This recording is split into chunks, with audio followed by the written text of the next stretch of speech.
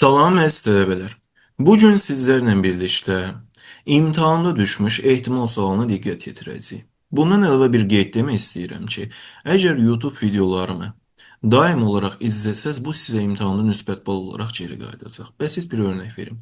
Məsələn, 6 noyabr dövlət qulluğu imtahanı keçirilməzdən əvvəl tələbələr üçün çəkdiyim imtahana düşmüş fərqli sual modelləri adlı videonun birinci sualı olan rəqəmsal məntiqə aid olan neft sualı eyni şəkildə 6 noyabrda eyni rəqəmlərlə birlikdə özünü əks etdirdi. Yəni siz də imtahanda müsbət bal istəyirsinizsə, mütləq mənim YouTube videolarımı izləyin. İndi gəlin sizə bu sualı izah edeyim. Hətta bu sualı izah etməzdən əvvəl, əziz tələbələr, mən sizlərə ehtimalın nə olduğunu izah etmək istəyirəm. Baxın, düşünün ki, stolun üstə bir dənə qara, bir dənə ağ, bir dənə sarı, bir dənə bənövşəyi qələm var. Hərəsinin sayısı bir dənədir. Yəni toplam qələm sayısı 4-dür. Sualda qeyd edilə bilər ki, adam gözü bağlı şəkildə stolun üstündən bir qələm götürsə, bu qələmin qara olmaq ehtimalı nə qədərdir? Soruşulanı bölməlisiz əziz tələbələr, ümumi sayıya. Soruşulan qələm, yəni qara qələmin sayısı nə qədərdir? 1 dənədir. Ümumi qələm sayısı nə qədərdir? 4 dənə. 1-i bölürsüz 4-ə, bunun gəlmə ehtimalı 0,25-dir. Sualı biraz daha fərqliləşdirək. Deyək ki, bizim üçün qara qələmin sayısı 2 dənə olsun. Bu səfər yenə də qeyd oluna bilər ki, yenə adam gözü bağlı bir şəkildə stoldan qələm götürəcək. Bunun qara qələm olmaq ehtimalı nə qədərdir? Yenə nə edəcəyik? Soruşulanı böləcəyik ümumi sayıya. Soruşulan bizim üçün 2-dir, ümumi sayımız bizim üçün 5-dir. 2-ni 5-ə böldüyünüz müddətcə bu da sizin üçün ehtimal olaraq tapılmış olacaq. İndi sualın izahına baxaq. Sualda bizə nə qeyd olunur?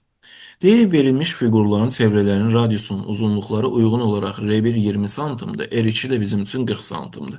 Yəni bu gördüyünüz ağ dairənin radiusu bizim üçün 20, gördüyünüz ümumi böyük dairənin radiusu isə 40 santimetrə bərabərdir. Və deyir şey olmaqla nişan taxtası var. Bu bizim üçün nişan taxtasıdır. Mizrağı şəkildəki fiqura atdığımız zaman rənglənmiş hissəyə düşmə ehtimalı nəyə bərabərdir? Bizə nə demişdik? Demişdik ki, soruşulanı bölmək lazımdır ümumiyə. İndi əziz tələbələr, soruşulan deyirsə, soruşulan bizim üçün rənglənmiş hissədir. Rənglənmiş hissəni birinci hesablamalıyıq. Ümumi baxın, bu böldüyüm ən böyük dairənin sahəsindən. Bu ağ dairənin sahəsini çıxsam, yerdə qalan bu rəngli dairənin sahəsini tapmış olacağım. Ümumi dairəmizin sahəsi nə qədərdir? Yazıram S bərabərdir. Böyük yazacağım ki, bilək. S böyük dairə bərabərdir. Bilirik ki, bizim dairənin sahə formulu S bərabərdir pi r kvadratı ilə hesablanır. Ən böyük dairəmizin sahəsi pi-nin dəyəri də 3 olaraq qeyd olunubdur. 3 vurulsun. 40 daxı bizim üçün buradan bura qədər sualda qeyd olunubdur. 3 vurulsun 40-ın kvadratına. Bu da bərabərdir. 40-ın kvadratı bizim üçün 1600-dür. Onu da 3-ə vuranda 4800-ə bərabərdir.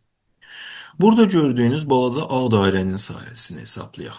Sahə kiçik yazıram. O da bərabərdir. 3 vurulsun. Kiçik dairənin də radiusu 20 santim olaraq qeyd olunubdur. 3 vurulsun 20-nin kvadratına. Bu da bərabərdir əziz tələbələr 1200.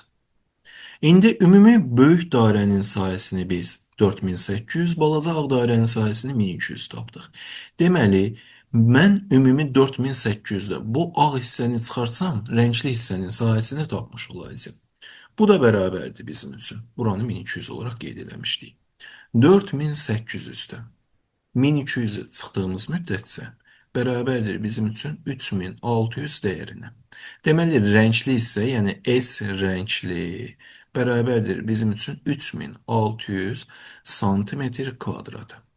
Bizə də deyir rəngliyə düşmə ehtimalı nə qədərdir? Biz demişdik ki, düşmə, yəni soruşulan bölünsün ümumi. Soruşulan bizim üçün nə qədərdir? 3600. Bölünsün. Ümumi sahəmiz nə qədərdir əziz tələbələr? 4800. Bölünsün 4800.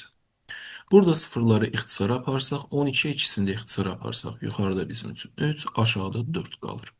3-ü də 4-ə böldüyümüz müddətcə nəticəmiz 0,75-ə bərabər olacaq. Bu da Y variantını ödəyir.